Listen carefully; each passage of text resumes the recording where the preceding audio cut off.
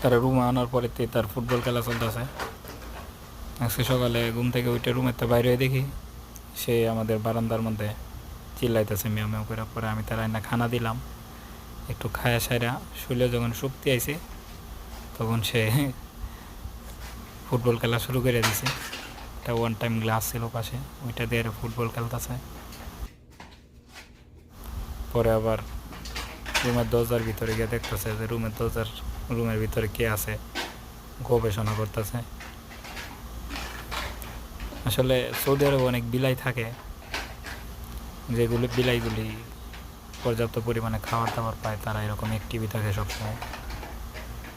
তো এখানে যখন রোদে, অনেক বিলাই আছে রোদে তাবান হয়ে যায়, পরে আর বেশি দিন বাঁচে না। কিন্তু সে তো বাচ্চা, সে আমাদের নামে নিয়ে আসছিলাম তারে, তো সে খুব খেল